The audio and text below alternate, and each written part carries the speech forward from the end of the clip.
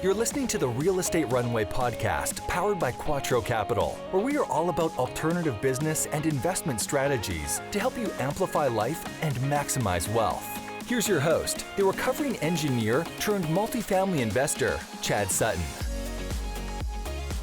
All right, folks, this is your captain speaking. Today, we're going to talk a little bit about networking at an event with my partner, Dr. Erin Hudson, and myself. We love working the room when we go places. You can do it too with these few tips and tricks, some technology hacks, and some relational hacks to help you make the most out of meeting people and just being awesome at these events. Okay, but before we do, if you get any value out of this show, please leave us that 5-star review and thoughtful comment. Share the show, like us and subscribe on YouTube. Wherever you are, pay it forward. It's the only way someone else can find this show and get the same amount of value that you are, okay?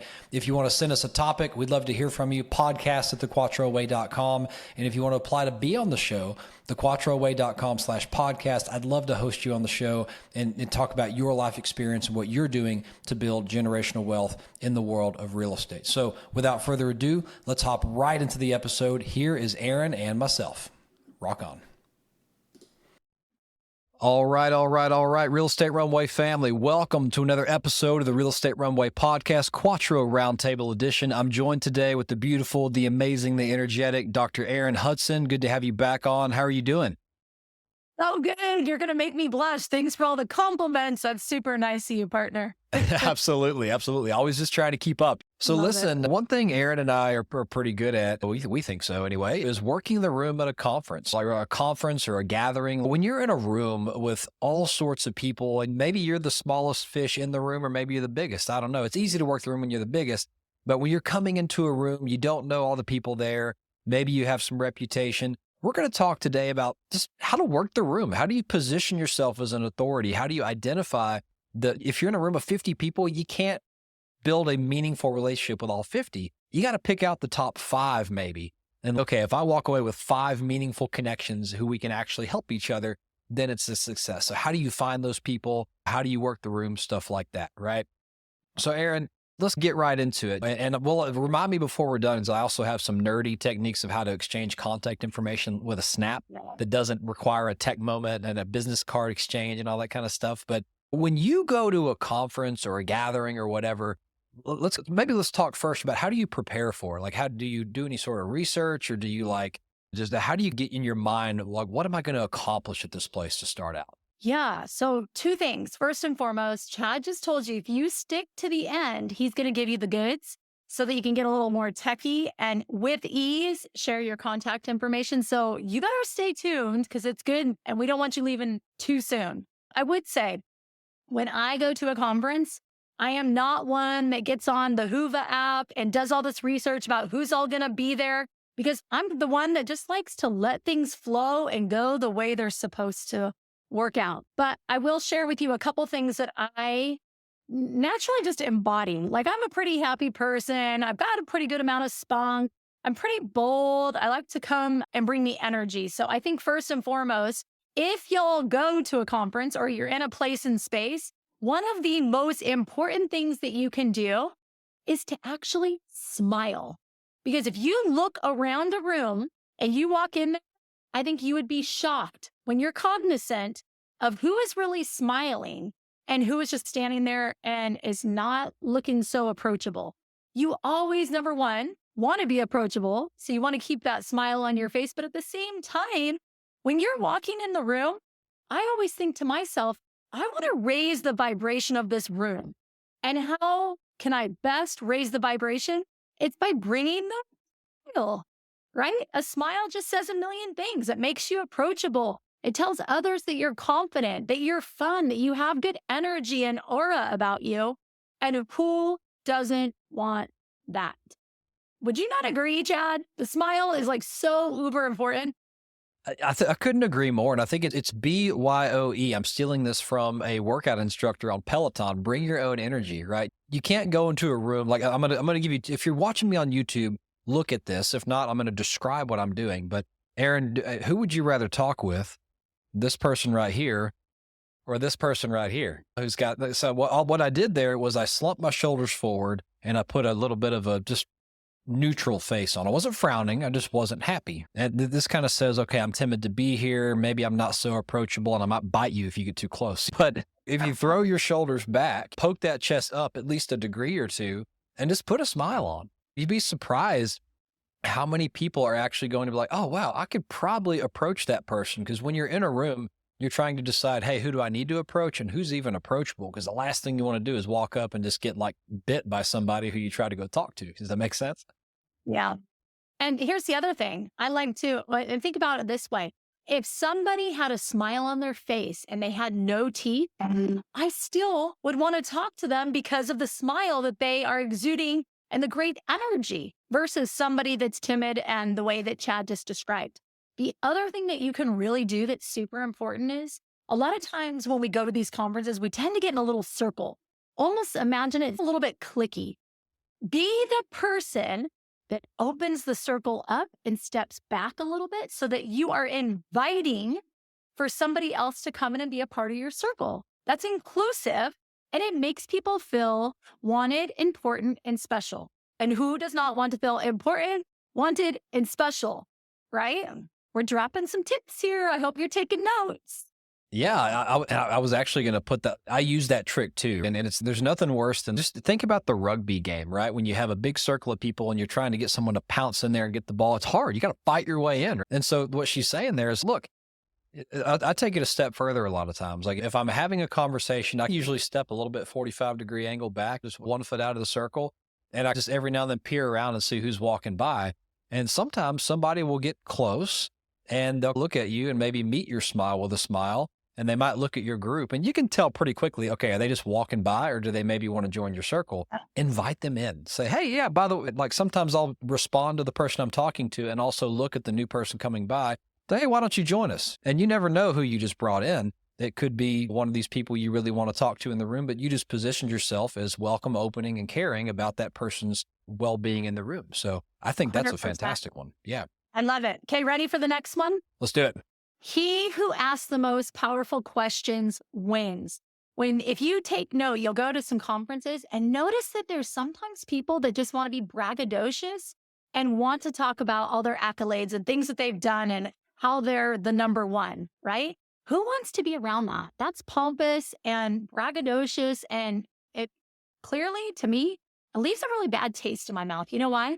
Because it says I'm insecure. And I need you to know that I'm somebody that's a big deal. So instead, what if you came to the circle or the conversation and you got to introduce yourself and perhaps you said, hey, what is it we're here at the multifamily event. Maybe you know the person very lightly. And what if you came to the conversation of, hey, what are you working on right now? Or what is it that you're hoping to get from this conference tonight?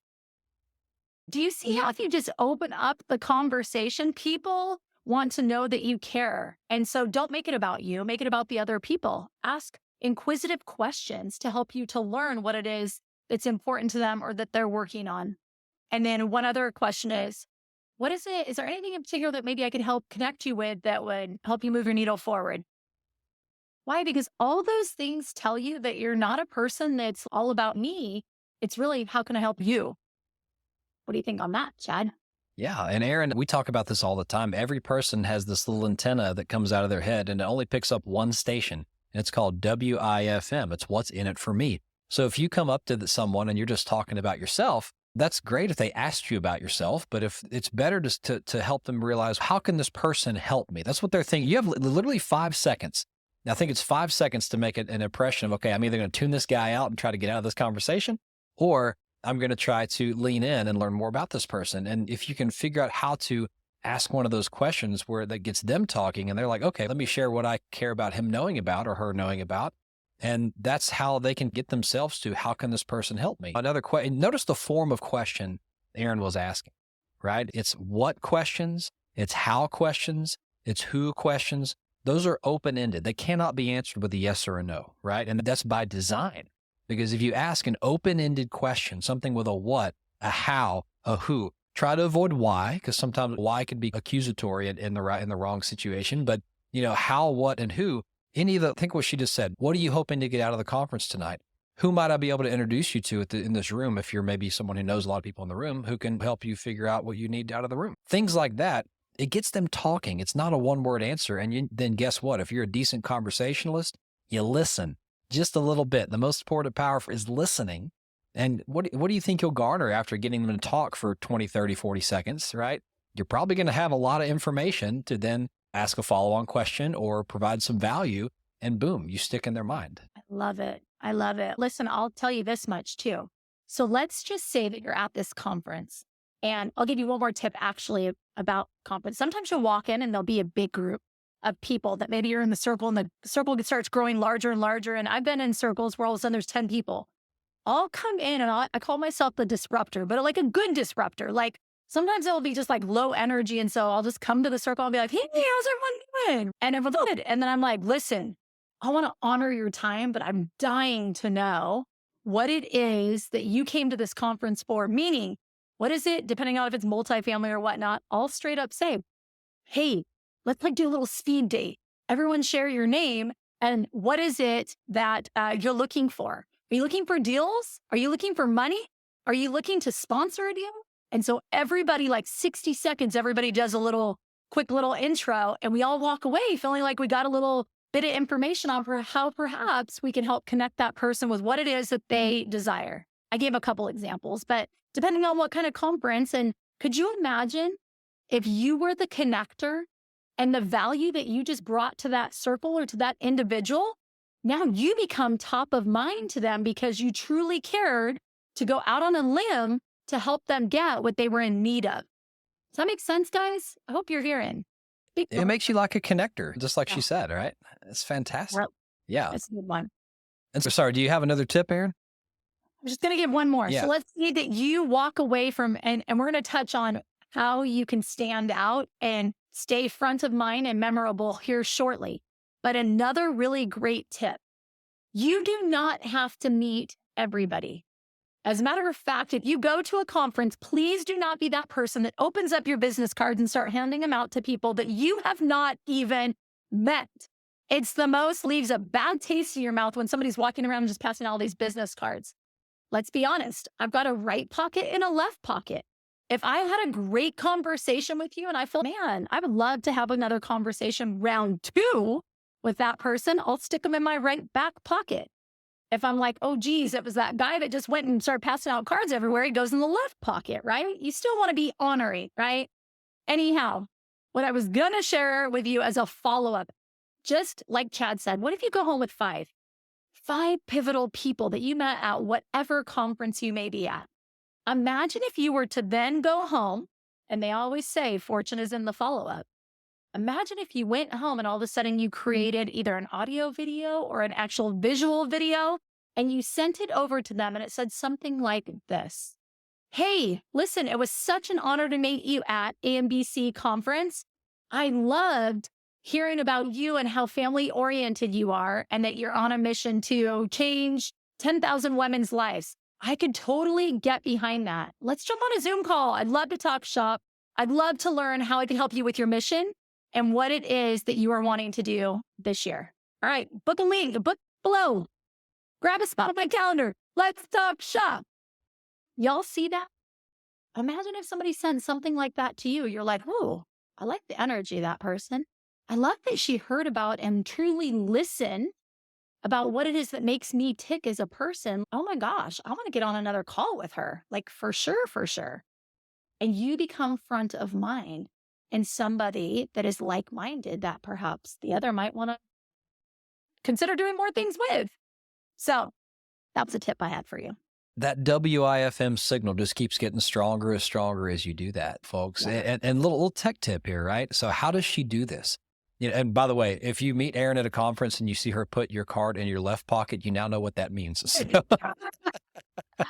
Hey, we're packing up these days, so there's other ways. Yes, exactly. So let's talk tech tip on what she just said there, because the act of follow-up is incredible. And so let's say you have those 5 business cards or those 5 leads, 5 contacts that you met. Wow, I need to reach out to this person. We can help each other, or I can help them, or this is a client, or whatever it is. Following up is one thing. The follow up with a text, follow up with an email, that's good, but everybody does that. She subtly mentioned there, follow up with a video or at least an audio. There's something, if a picture is worth 1,000 words, audio is worth 10 and video is worth 1,000,000, right? Because Oh, you for can sure. see body language, eye movement, lip movement, the little embouchures in your mouth, like how, I don't know how I knew the name of that muscle, by the way, but how excited they are to talk to you. And folks, like if you get a video sent to you, it could even just be recorded on your phone and texted to you. But if someone sends you a video talking to you, how personal is that? Right? It's fantastic. So text stack, you can use your iPhone or your Android to do this. Just text a video. For more efficient, because videos can be heavy to text or email, we use a program called Vidyard for this. It's vidyard.com. It's great for, it's like a Loom, but it's a little more geared towards marketing. So there's some benefits of that, but you can record the video there on your phone or your computer, send them a link with a nice little thumbnail of you waving at them. It's so cool to send someone a video with a thumbnail of you waving or holding a sign saying, "Hey, Chad, what's up?" Like you're going to click on that video, right? So just a little bit of a tip there to mesh some marketing in with it. So Erin, let's go back on that. If you only meet 5 powerful people in the room, right? Well, so let's say that we're like you and me. I don't prepare for conferences as well. I just go and figure it out. But Yeah. let's say you show up and you're met with let's just do a moderate number, 100 people in the room. Okay. And you're surveying the room. Everyone's off in circles talking and you're deciding, where am I going to start? So what are you looking for when you get to a room and start looking left to right? Like, where do you say, okay, I'm going to go focus my energy on that group and that group. What are you looking for to attract you in to start? Yeah. So listen, I think we all have to remember that it is important that you are, we all want to do something when we go to these events, we all want to meet people that we can take it to the next level with and do something and work in a greater way together. So one thing that's super important to me is I want to work with somebody where our goals, our visions, and our desires somewhat match, meaning we're all about impact of lives and want to work with good people. So first and foremost, I know it sounds probably bratty, but I'm looking for people that are just a little bit similar to me as far as their energy levels, because if the energy is low, it's draining. And I'm not looking to hang out with someone that drains my energy. I want somebody at the frequency level that's excited about life and is looking to find some benefit from being amongst great people. So I will look for the other person that's smiling. I'll look for somebody maybe that is around some people that I know are really, I don't want to call high profile, but they're actually making moves in our space. So I know that they're connected. I'll look to see who they're connecting with is really powerful when you're at one of these events. But here's the other thing that I like to do. When I'm at these events and I meet somebody and they're super of great caliber, meaning they checked all the boxes that I just talked about, that their abundance mindset. When you talk to someone, you can clearly hear in their conversation, whether they're just abundance minded or if they're negative or if they're like, man, the market's so shitty and there's no, like, I'm sitting on the sidelines, there's nothing we can do and we're just going to hold off for a while. Guess what? I'm not going to be hanging out with them because because all of the crap that's going on in the debt market and all the things. Remember back in the 1980s, interest rates were like 18% and people were still doing deals. So what do I mean by that? I want to hang out with abundance mindset people that are like, man, come hell or high water, we're still out there fishing. We know there's good stuff to be had. And so those type of people are the ones that I want to surround myself around. People that are doing bigger things. You have an idea and a stack of who some of the people are there. And if they're making big moves, as big as the multifamily market is, it's really small. So I want to go hang out with the players in the space that are making moves and pick their brain. But also, in addition, I do this. I say, hey, I know you've been in this space for a long time. I'm sure you're aware who's at this conference. Is there maybe 5 people that you would tell me that it would be great for me to go and connect with? And I want to hear, literally, I'll get out my phone and I'll write down the names of who they are and I'll go find them. And guess what? It's a great conversation starter if you're like, hey, I heard you're a big deal and I definitely need to connect with you while we're at this event. Maybe they're busy and I say, hey, I'd love to go grab lunch. I heard you're someone that I need to connect with while I'm here. Because here's the thing. If you walk up into that conversation to somebody and you have confidence and you make them feel warm and fuzzy because the greatness that you just heard about them, do you think they're going to be more apt to hang out with you and go grab a bite or grab a drink or sit and talk shop with you? Probably. All right. That's Probably. And that's, like she said, don't underestimate the fact that you just got an icebreaker. right? It's, oh, I was just talking, especially if so-and-so you were just talking to, if they're a mover and shaker in the space. Oh, I was just over there talking with so-and-so who's a big deal. And they said, I had to talk to you. Like we had to meet. All of a sudden they're interested. Oh, why do we have to meet? Why did that person already know? So why did they send her over here? Wow. So it's better than just walking up saying, hey, I'm so-and-so, and maybe interrupting the conversation that they had going on or whatever. Because people who are movers and shakers at any conference, whether it's multifamily or an investment conference or whatever, anyone who is anyone is going to have probably a line of 5 or 10 people trying to get to them. And so you have to find a way to, okay, how do I slide in here, become relevant, and steal that attention? And that's a way to do it. Chad, let's piggyback on that. For those of you that are like, look, I don't have a stack. I haven't done a deal. Listen, you've got to find a way to make yourself stand out. Even if you're someone that's like high energy or someone that smiles a lot or someone that's like, what if you're a complimentive and you literally are like, man, I really like your suit. You really planned that one out. I see your socks match. That's a great conversation starter. If you can be top of mind because you're giving compliments in a non-manipulative way, you're already winning, right? Because most people are so focused on themselves. But if you are somebody that truly takes a moment to recognize somebody's hair, maybe they have some spiked hair and it's a gentleman that you're like, man, I really like that hair. It looks good on you. That's a conversation icebreaker. So you just have to be willing to put yourself out there. Or a girl that's got on a nice dress. Man, I'm loving that dress. You are looking fly in that, or that's looking stunning on you. Don't lie. Be real. Be authentic, because people sniff out when you're being manipulative for a reason. But if you learn to be complimented, guess what? It all comes back to you a millionfold and then some. And truly, don't you want to make someone's day? It makes you feel good and you help other people feel good. Yeah. And folks, if you're a guy, just make sure when you say compliment someone's dress, make sure it doesn't come off and I'm hitting on you way, because that can happen as well. But you can still compliment a female who looks well-dressed and things of that sort and have the same effect. So just take care on that one, because that one can get you in trouble as well. For sure. For sure. So here's the way that you get around that. If somebody's got a nice dress on and you're like, ooh, that dress is nice, you probably don't want to say it. Man, I love that color of dress on you. That color is smashing. There you go. You hit the mark. You look fly. Wow, great job. There's tactful ways to do it. And same thing with men. Man, you really worked on that part on your hair. I can see it's looking pretty slick. You know what I mean? Just be normal and don't make it odd. But there's things that you can find that you can give compliments on. And it truly, when you make somebody feel special and important, they don't forget you, because not very many people do that. So be a rare individual that speaks life into people, and you're life giving, not life sucking. Nectar understands that raising capital is labor and time intensive, and we exist to solve that problem for you. Nectar provides fast, flexible, cash flow-based financing for experienced rental owners and operators. Whether you need cash for acquiring properties, portfolios, or you simply need it for ROI-generating renovations or expansion of staff, Nectar has your back. Grab your 12-month P&L with debt service and click the link in the show notes below to apply today. I love that, Erin. And I've got one more kind of how do you do this question before we talk about some tech nerd tips here in the end of how to actually connect with these people at a conference. But I have a couple of ways when I walk into a room of, let's just say that I'm actually at a family office conference, or I'm at somewhere where I know that there is money. I provide investment opportunities. I want to meet those people, right? Because once you build a relationship with people, they're going to see who you are. They're going to want to work with you. And this is how our team works. And I'm sure it's how your team works as well, folks. So when you walk into a room, if you are intentionally looking for those who are investor types and probably have the money to invest, whether they're institutional players or individuals, is there anything that you might be looking for physically, how they carry themselves, to say, okay, I can probably go talk to that person, and that's going to be where the money's at? What are your thoughts on that? Chad, I swing that back to you. I want to hear what you have to say about this verse.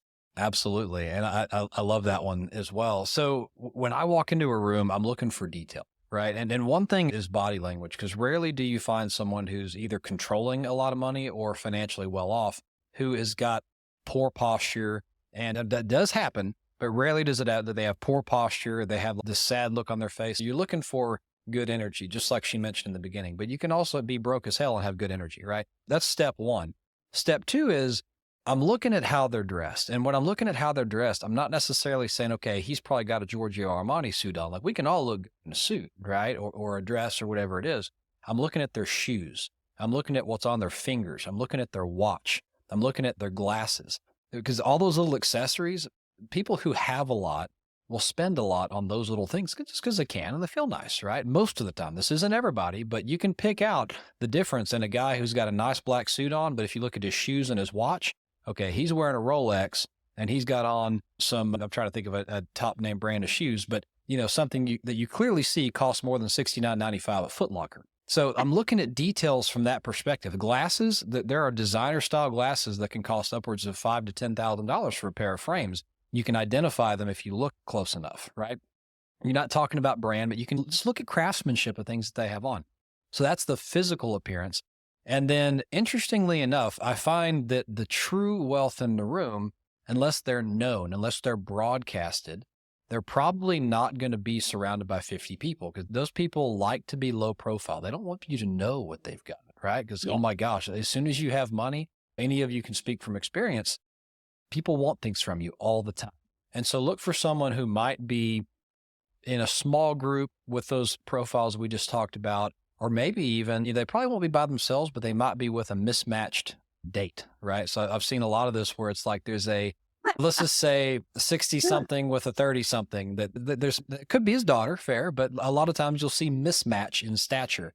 And so that can be one as well. But, and I know I'm being shallow, guys. I'm just looking at physical and you have to go vet it out. You could shoot one of those across the room and be totally wrong, but that's the avatar you're looking for. And then on the flip side of it, I'll cover the other 5%. Look for someone who is maybe not the center of attention. Maybe they're dressed a little bit below the entirety of the room. Almost like, I don't care. I will do what I want when I want. For example, I was at a benefit not long ago here in Nashville, Tennessee. I won't name names, but every name at that place you would know from the radio. Okay. Anyone who, even if you don't listen to country music, you would know these names.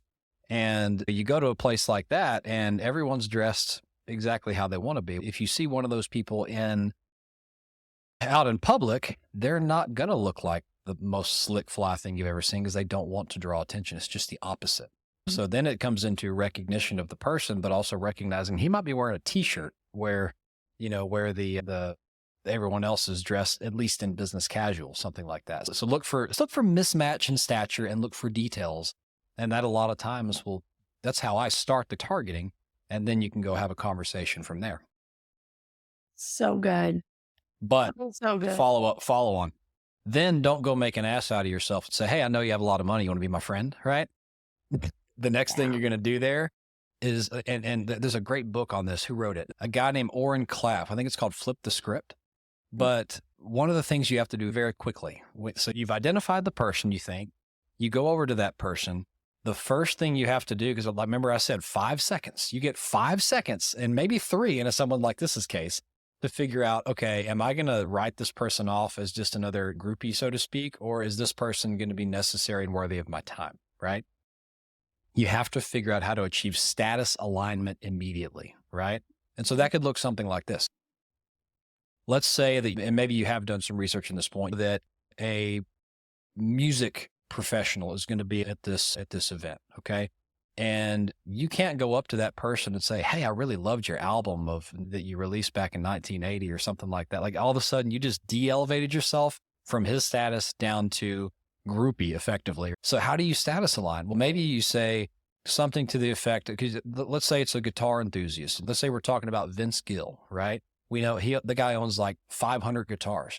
Maybe you do a little research on a guitar and you walk up and say, hey man, just wanted to say, I saw that guitar you were playing on X, maybe MTV the other day or something like that. And man, I noticed it was a 1957 Paul Reed Smith with this intricacy in it. And how did you get a hold of that guitar? And all of a sudden you just showed him, okay, guitars, which is something he cares about. You know what the details and intricacies that he can appreciate. Now he's got something to talk to you about other than, wow, I really love your music. So what do you think about that? So good. You are just dropping them right now. All good stuff and things to look out for. I couldn't agree with you more. And you know how he talks about that guitar and the intricacies of it. literally the last thing they want to talk about is money and deals. Why? Because the most important thing is relationships. Relationships matter, and they're going to want to go through a little vetting process of you to make sure you're the real deal and you're not somebody there that's has an agenda to literally, hey, give me your money. But you'd be surprised. Most people just want a quick little hit and they want to be able to get that money right away. But that caliber of individual that he just shared, those take some nurturing, and it's going to take time. But man, once you get in, the goodness really delivers quite nicely if you play your cards right. So great. So right. And Erin, I want to round out the episode with a couple of things that I know you and I do when we're actually at the point of exchanging contact information with someone. Okay. So there's the age old way of, hey, let me give you a business card. Hey, let me put my number in your phone. That works. Yeah. Okay. And Erin and I we've experimented with wearable tech where you can like scan a QR code or you can like bop somebody's phone and it'll give you the contact info. What I'm going to tell you is stop it. Just stop it. Okay. All those things, they're going to be great in 10 years when everybody has it, but it's almost like the electric car fad. Until everybody has it, it's cool, but those who don't have it don't understand it. And right now, only half the technology out there can even do it.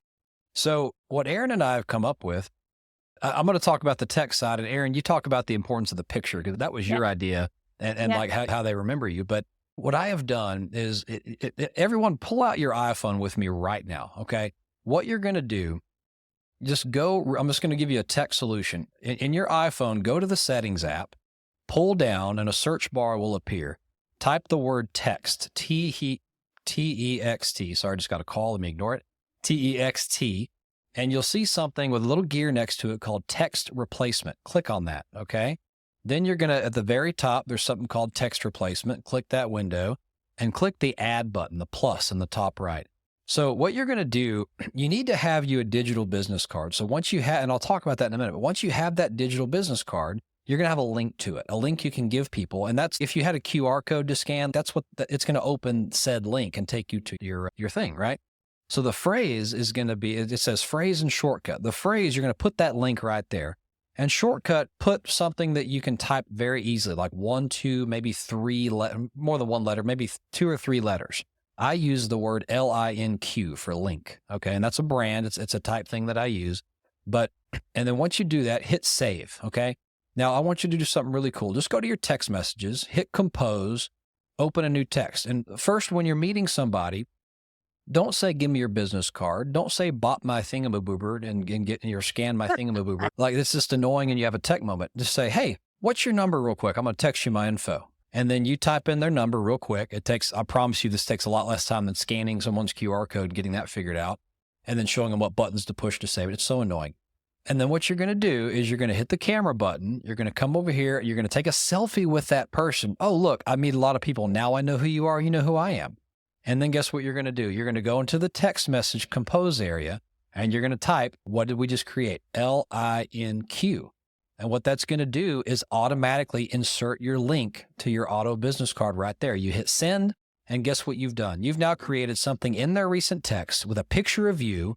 You have their phone number, and they now have your digital business card. That is the simplest way that has no friction. You don't have to scan a card in later. None of that happens, okay? And the last thing I'll say, and then I'll turn it over to Erin to talk about why the picture is so important, is, look, if you're trying to stand out, so get you a digital business card. You can use Link. LINQ is what Erin and I use. You can Google any sort of digital business card service. There are so many out there. What they do is they create a basic landing page for you. You can put links to your podcast, your website, your offering, whatever it is that you have. Even just your phone number and email. It can just be a digital contact. That person can save it to their phone. It's got your link in it, and they're already connected with you. All right. That's it. And this whole process takes like literally 7 seconds to do, to exchange contact. And then you guess what? You have in your text chain a list of all the people you wanted to follow up with right there. So when you're sitting at the bar having a drink after the conference, you can knock it out. No computers required, no CRM, no anything like that. So Erin, let me back up because I glossed over the picture. You came up with this idea. Tell me how you came up with that and why it's so important. So listen, I think a great icebreaker too, when you're speaking with people, is you start to have your conversation. By the time you're done, you got a little bit of laughing going on. It's lightened and you're like, hold on a second, let's take a picture together. And then I pull out my phone, I do a little selfie of us, and then I say, hold up a sec. And then I'm like, wait, what's your number? And then I'm like, okay, I'm going to shoot you this picture of us over. I'll shoot that over. And then in addition, I will say, hey, here's my contact information. I'd love to jump on a call in the next coming weeks. That's it. But check this out. I will go home from a conference and maybe I'll have 25 new pictures of people that I really wanted to connect with. And I wait until I'm home from the conference, and a week later, they always say fortune's in the follow-up, but truly think about it. They're at a conference, they're overwhelmed. If you're trying to give them your calendar and trying to plan a Zoom call with them, it's probably not going to happen. But if you give it a week, guess what? Now it's another touch point of truly just a desire to want to connect. Who knows where it's going to take us? But what I'll say is, hey, it was so nice meeting you at the conference. And if I want, I'll say something about them just lightly. Man, that's so cool that you're in Nashville. My partner's there. Listen, I would love to continue the conversation. Let's jump on a Zoom call. You up for it? Question mark. And I wait for them to say yes. It's the honoring thing to do. And if they really care, they're going to respond. And so then I will send them my calendar link. Okay. So checking. So then by the time I get home, I've got 25 new contacts and connections of people that I really would like to jump on a Zoom call. Then I jump on that Zoom call. And from there, we'll have a great call. And sometimes after my call, I'll actually follow up with that video message to them. And I'll share with them. I reiterate what it is that they're looking for, why I enjoyed the phone call, and something special and important about them, right? And when I do that, I get message after message that's, holy smokes, great way to respond. Love your energy. I can't believe you remembered that. I look forward to our next call. So do you understand? It's not drip. You just want to continue the conversation and be able to connect with great people. So that is number one. I will tell you this though. I just was at a recent conference that had nothing to do with multifamily. And when I would meet great people, guess what I would do? I would take a picture and I'd say, hey, I'm going to send this picture to you. I love this one. This is great. I'll send them the picture, and then I will send them not my calendar link. It's my actual link that's got literally a picture of me, I don't know, on a desk being in a professional outfit. And when they click on that thing, guess what it's going to do? It's going to show them what it is that I do about our company. They can book an appointment. They can hear the podcast I'm on, all the different things from this one link. So guess what? I never said, go click that and go learn about me. I just said, hey, I'm going to send you my contact information. When I send that to them, guess what happened at this conference? I cannot even tell you the number of people that came back to me and started to drum up conversation because they clearly clicked on the link, dug in, learned about what it is that I do and so on and so forth. And they wanted to know more. And they wanted to get on a call with me, or they wanted me to be on their podcast, do you understand what I'm saying? Their idea at that point. Yes, it made it their idea. And so I walked away from that conference with so many incredible connections. And you can do the same too. You just got to be front of mind, do something different, take initiative, not be afraid, speak up, be fun, be confident. Do you understand? All the things that Chad and I are sharing with you make you that much more attractive for people to want to get on another call and continue the conversation to goodness that's going on in your life. And theirs. I love that. And the final two things that I'll insert in there, like when she mentioned the taking a picture with somebody, like you, at this point, let's just say you're talking with someone who you're trying to achieve status alignment with. You're not they are clearly superior to you in some way, right? And they may not be ready to give you that business card, or like these high profile people, they're not just going to hand you a card and say, call me, unless they want you to, unless they really want you to call them. Okay. So sometimes you have to get that contact in the limited amount of time you have before they're ready. And then everything she just went through, go back and listen to it again, because that's watering the relationship and following up. But first you have to get the digits. And to get the digits, I can tell you, I think you and I both have done this so many hundreds of times. And we learned it. Where did we learn this? We took a video there was a wedding that was clearly a very affluent wedding. We weren't part of that, nothing. And they asked Erin to take a picture. Erin takes a picture for these people on her phone. She does it on her phone. And they go, oh, here, let me text it to you. Got the guy's number, hadn't had a single conversation. She was just a nice lady that took the picture. And so that's a little more of an advanced tactic, because then you got to build a relationship for nothing. But think about that. If you're talking to a CEO or someone who's clearly above your status, they're not ready to give you their personal number. If you say, hey, let me send you this picture I just took of us, I've never had anyone say, no, I don't give out my number. It's so true. Hold on. Let me go there really quick. So I'm at this event a couple of weeks ago, and there were probably 5 big speakers that took the stage, that literally they came off the stage, and I would walk over to the side where they were. And I was like, you just killed it. Way to drop those nuggets. Holy smokes, you over delivered. Truly speaking from my heart. And I said, I'd love a picture with you. So I would either take my phone and get a selfie, or I'd have somebody that was standing right there be like, man, can you grab this photo real quick? I would get the photo with them and you would never believe it. I was like, hey, let me get your number. I'm going to send you this photo. I can hardly wait to connect with you. If they say no to me, who gives a rip? We just got to try. And if they give it to me, guess what it's going to do? It's going to increase my confidence because I just got the players' contact information. And so now it's about how can I go add value to these people? Truly, I don't want anything. How can I add value? I loved your message. I want other people to hear you. What is it that I can do for you? And truly, even if they're annoyed, folks, like in the moment, the easiest way for them to get you to go away is to give the number so you can send it. They're going to cause more pain and more angst if they say no. So even if they're annoyed, they're just going to give you the damn number. You know? It's so true. And then Chad, I've got one more nugget for you before we go. Okay, so check this out. When we go to events, Chad and I love to go together. Why? Because we play off each other so beautifully. I love to be around my partner. He's a good time. There's just some great yin and yang that goes with us when we go to different conferences. What do I mean by that? Number one, if you don't know Chad, he is the most brilliant soul that you truly could lock him in a closet. He's a numbers guy that can create spreadsheets, and he's just got this brilliant aeronautical mind in him. Okay.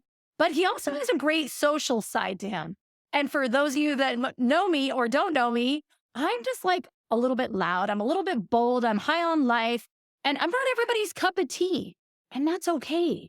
But what if I have my partner who's super brilliant can go have this conversation about engineer stuff? And what if I meet somebody that's at an event and I'm like, oh my gosh, this guy's a little bit more introverted and he's super brilliant. Holy smokes, him and Chad could talk up a storm. Then it gives me a chance to do this. Chad, I see you, right? Hear me for a moment what I'm doing. Chad, maybe he's 20 feet away. And Chad's what? I'm like, I'm here.